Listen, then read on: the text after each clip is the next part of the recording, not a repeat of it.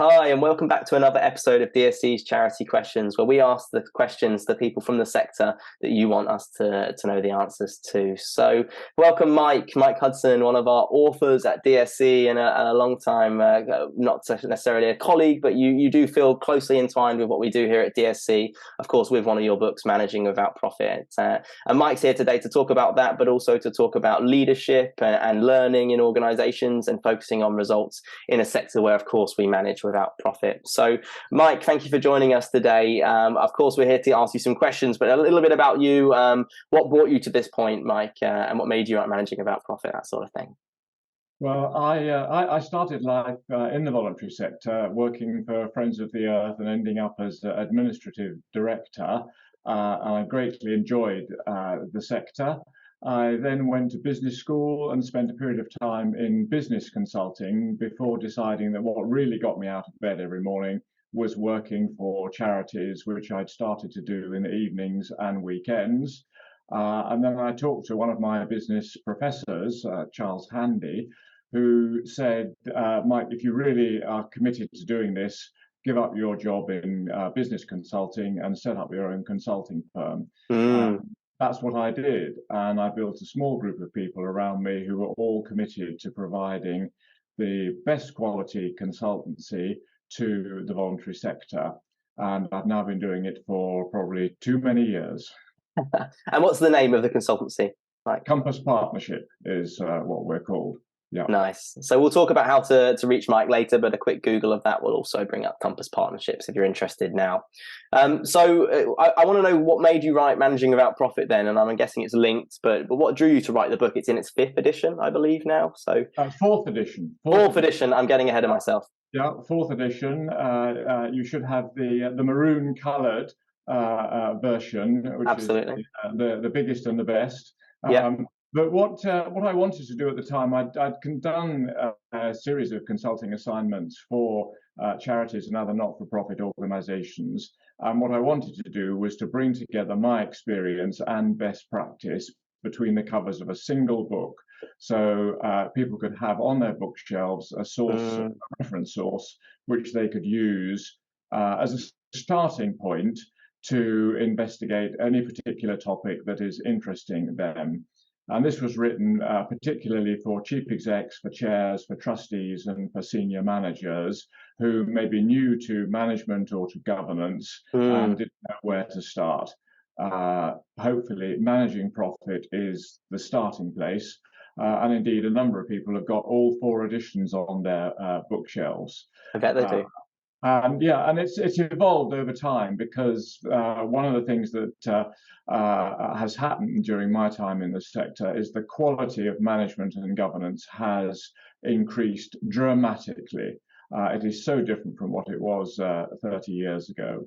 Absolutely. Yeah. As each improvements have been made, I've attempted to update Managing Without Profit based both on my experience and on the huge body of best practice that's now available for everybody. Nice, and that's why it's in its fourth edition, of course. So I want to talk to you about what you would look for in a CEO, actually, but just I also want to know. You said that it changes, right? That the sector has changed. We've maybe gained skills potentially. Naturally, organisations are being run maybe more effectively. So that leadership role that maybe existed 30 years ago, how has that changed to how leadership in the charity sector is now? It's changed dramatically. When I began, many chief executives were called general secretaries. They were often ex-military people who retired slightly younger than the rest of us and who wanted something to do with their lives, and they're committed to public service, so they ended up running charities. And there were a range of other people who often came from particular professions but without that much management experience. The whole area of chief executives have driven improvements in management. And probably the biggest change actually has been in the quality of governance of charities, which came about as a result of an initiative from NCBO to look at governance, that then ultimately resulted in the Charity Governance Code, Yeah. which set out to people what good charity governance looks like. So yeah, the governance section of the book has changed more extensively than any other, and it's now kind of really well documented what good governance looks like and how to deliver it. Nice. Okay, so a couple of thoughts then about leaders of the charities. Then, if you were responsible for hiring somebody, maybe you're a chair, maybe you're a board member, maybe you're a staff member, but you're hiring the CEO of a charity, and I'm sure there's some listeners out there thinking about this right now. What characteristics might you look for in that person? Wow. There are so many characteristics that are expected of chief executives that it's probably hard to identify a few.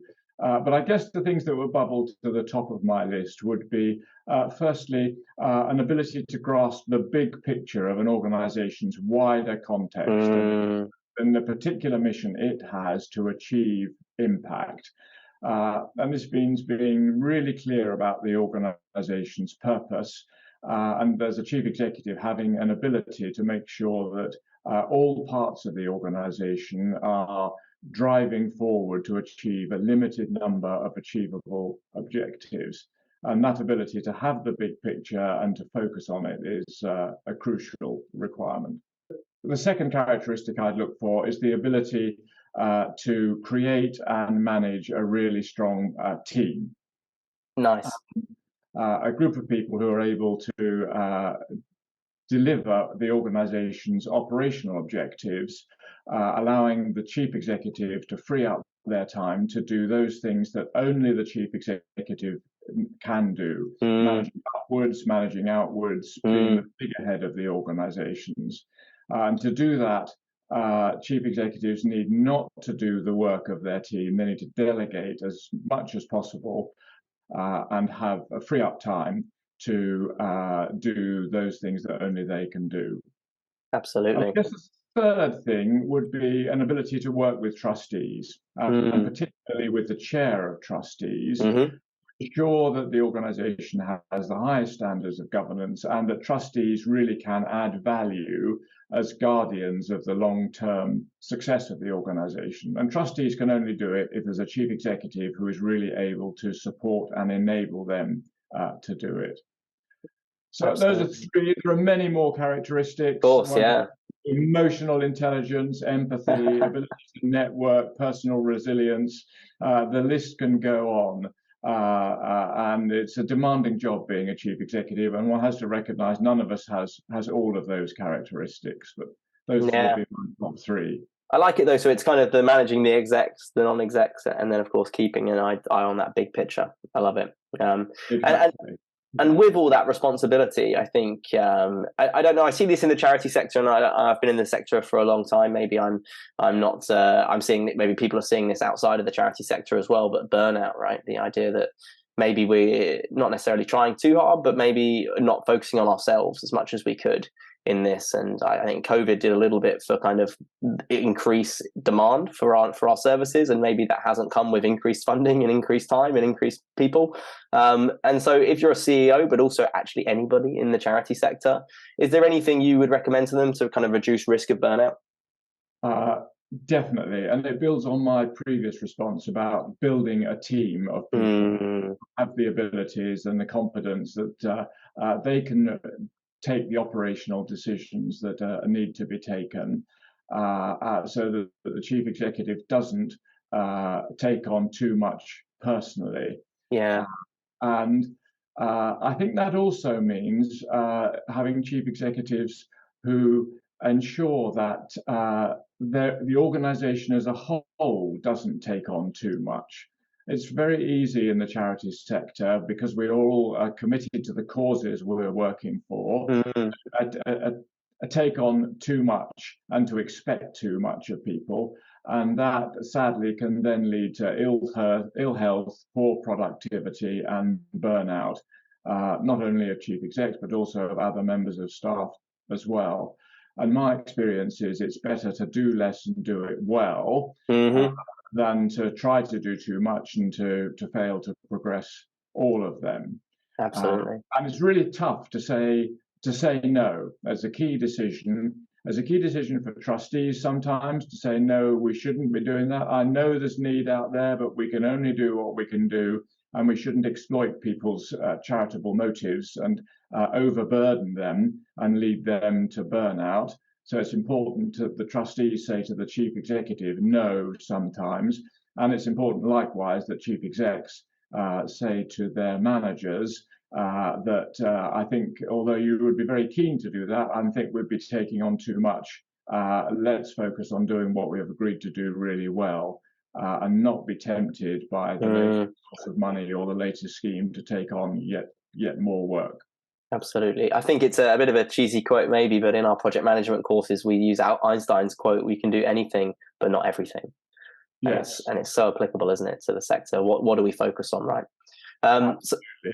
So this comes back to that big picture then, and of course we have to make income. It's unfortunately the one of the metrics we need. But if you were talking to leaders about other things they might want to focus on other than income in the charity sector, what metrics would you encourage leaders to think about? I think it's really valuable for charities to have what's known as a kind of a balanced scorecard that sets out what the organization's performance metrics should be. And the best ones I've seen tend to have 4 quadrants. One, and the first one, is about service user impact. What difference are we making in the world around us? Or it may be, for some organizations, it may be campaigning impact. Then for those organizations that are fundraising, it's important to have fundraising metrics and to be keeping a really close eye on them. It's also obviously important to keep an eye on the organization's financial health, because money ultimately is needed to pay people. And the trustees and the senior team must keep a sharp focus on that. But the fourth one I would have is what I call organizational health, because the organization can only deliver the impact it wants to deliver for its service users or for its campaigns if it's got a healthy organization.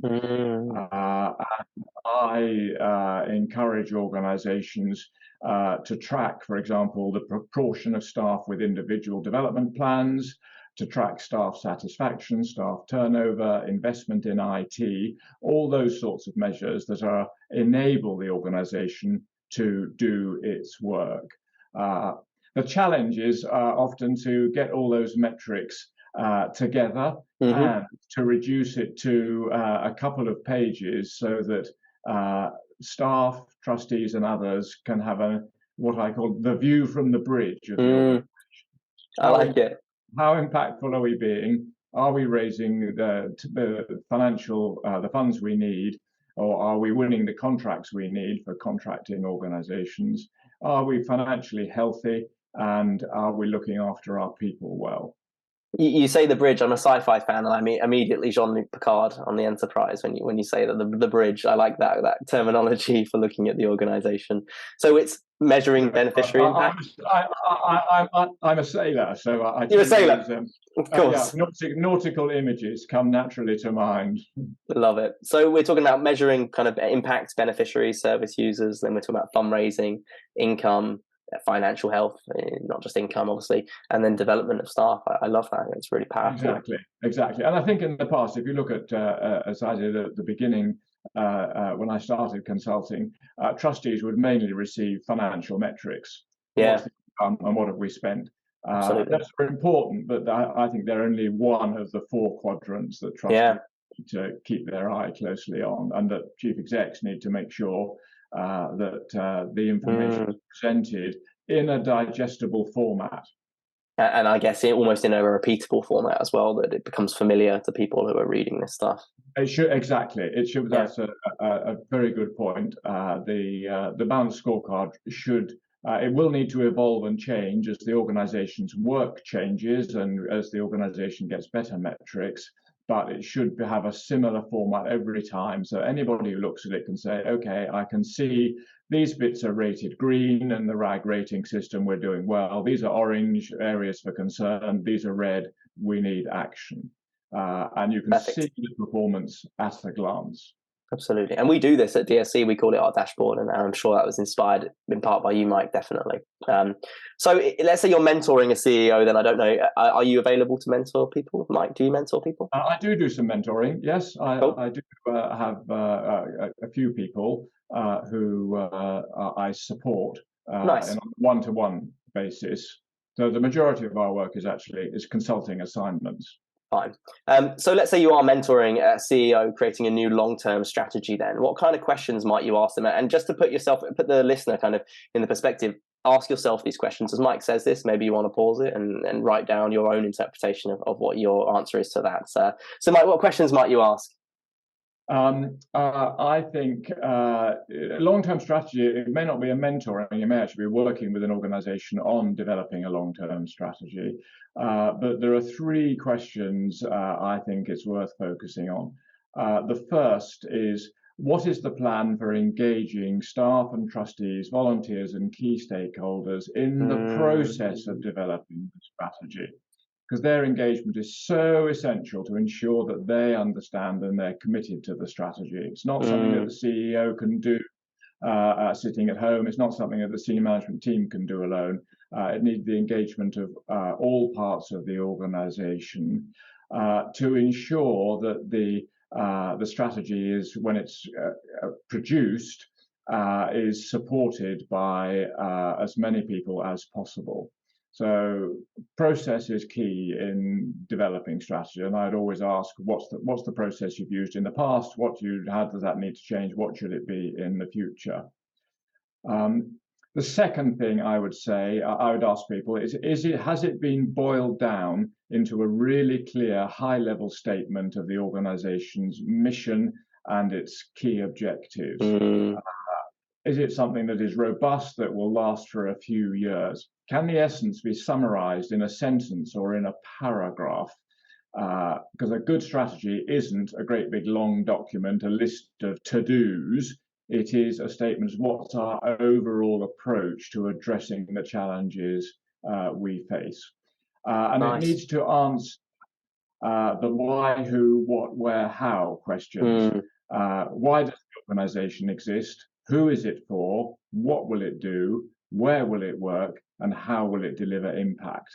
And it's tough to boil that down to a sentence or a paragraph, but it is doable, and there are some good ones around. Nice. And I like it. Yes, that's the second question. And the third would be, does the resulting strategy permeate all corners of the organization? Actively used. It's not something you do and put in the filing cabinet. It needs to be available and present and actively used by trustees and managers and staff who inform the decisions they take. Absolutely. And that means having it relevant, having it in the annual report.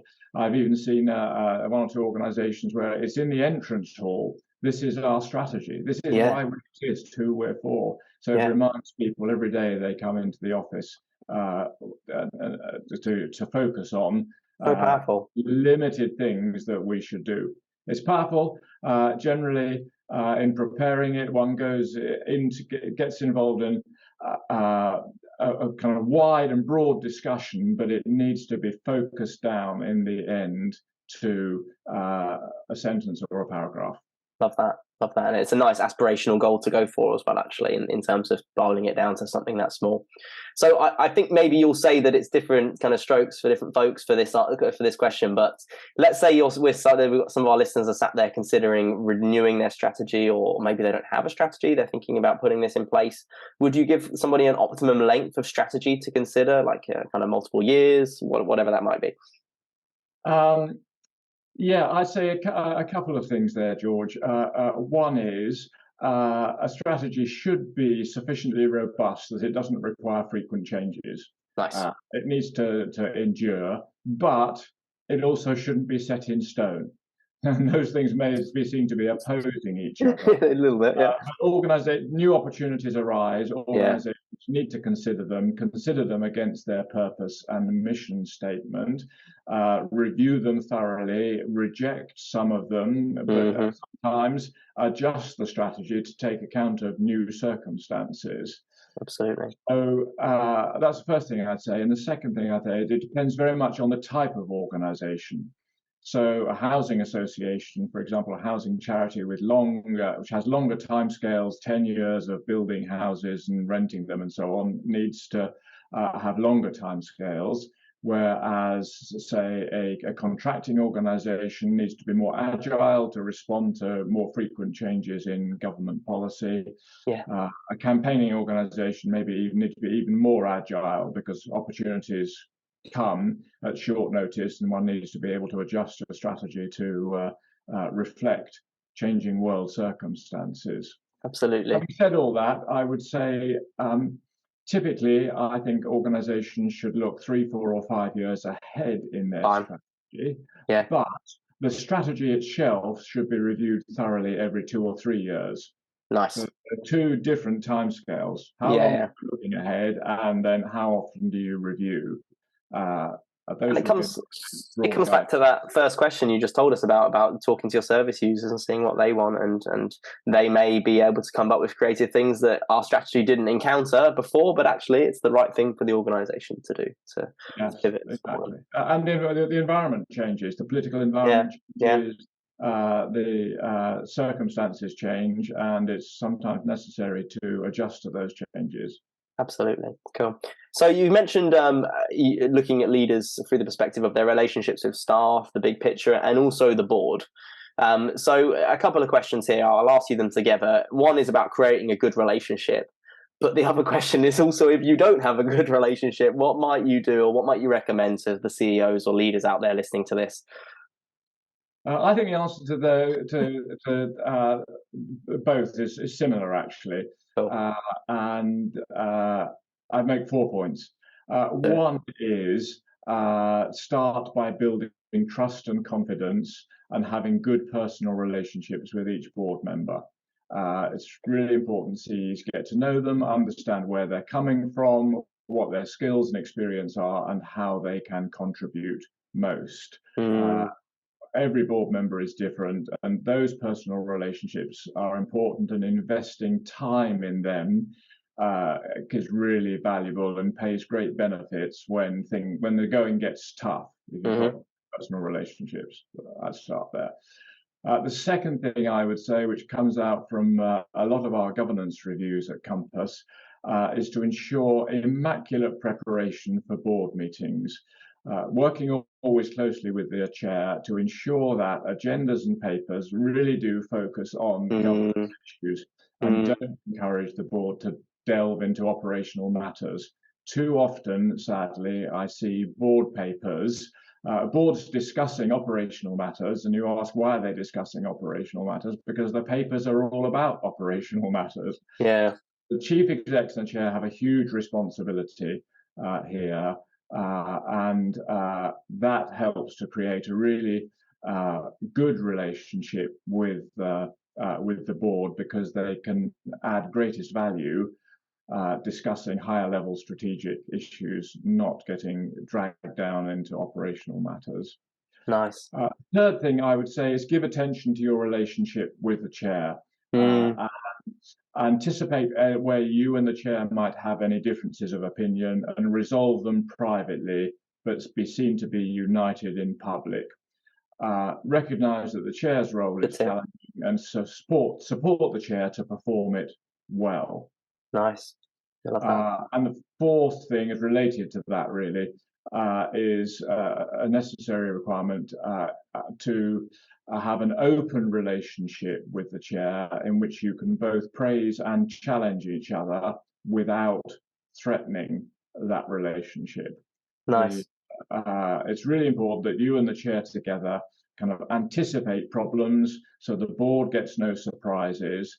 And whilst it's hard to anticipate all of them, I think chairs and chief executives should always be asking, what might go wrong? Where are the risks? How do we mitigate them? Alert the board to them if they're going to, before they happen, rather than when the organization's got into trouble over one issue or another.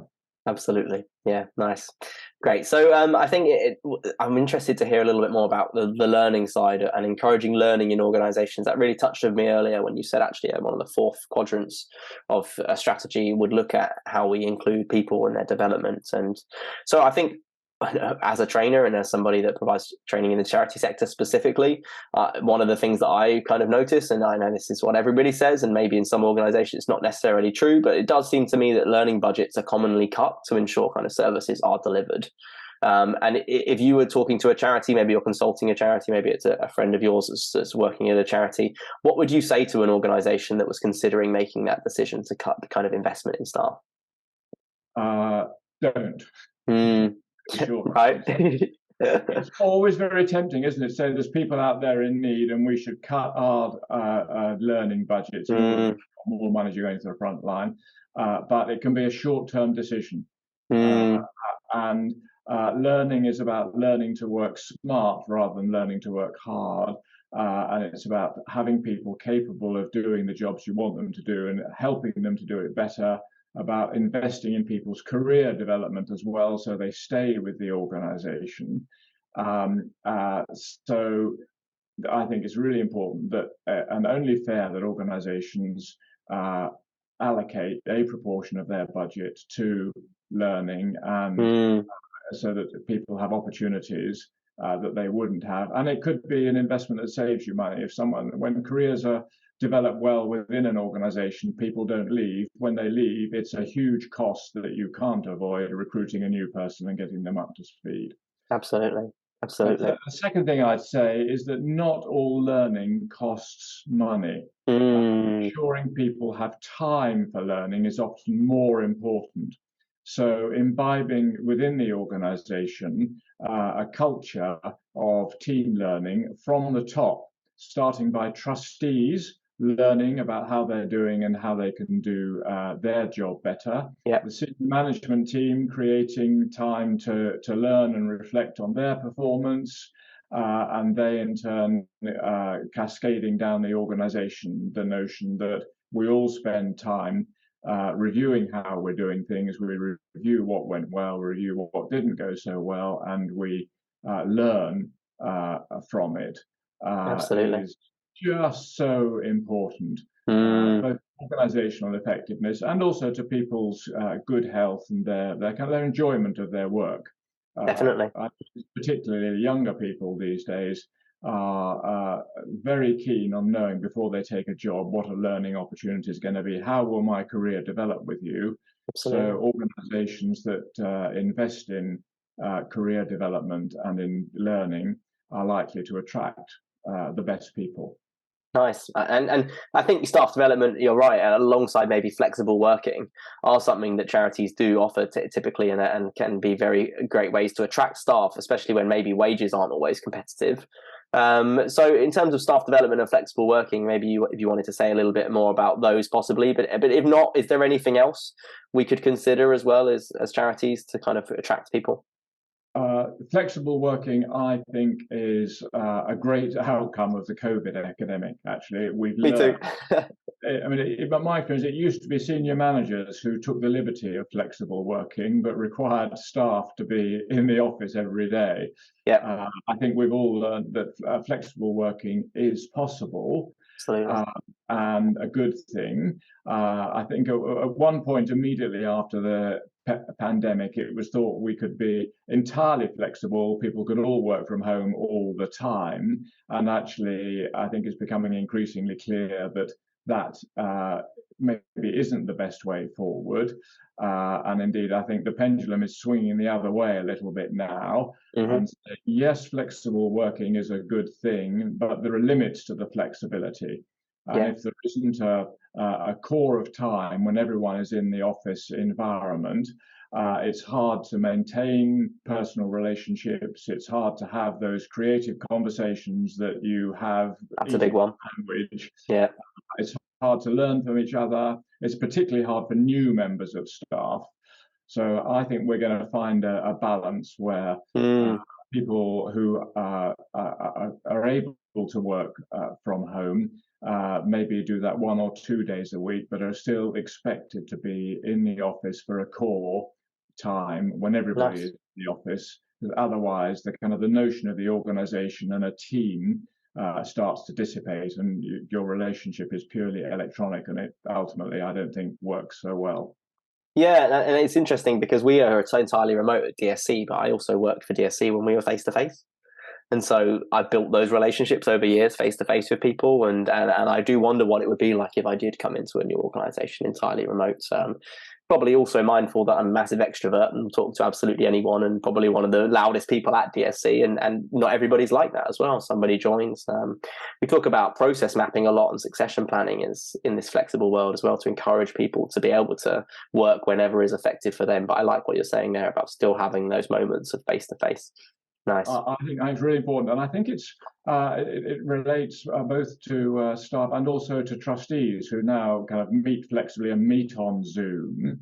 I do think one has to be really careful. The self-interest isn't necessarily the same as the organisation's best interest.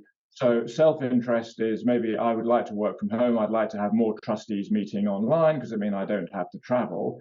The best interest of the organisation maybe is if we have a balance here. And if we do have a core time, and particularly I think the 4 board meetings a year, it's important that they are face to face. But from COVID, we can also say suddenly there's an issue which needs attention. We can have a meeting at 4 o'clock on Friday afternoon on Zoom and have a kind of one item agenda and do business in a way that we previously would have thought we can't solve that till the next board meeting.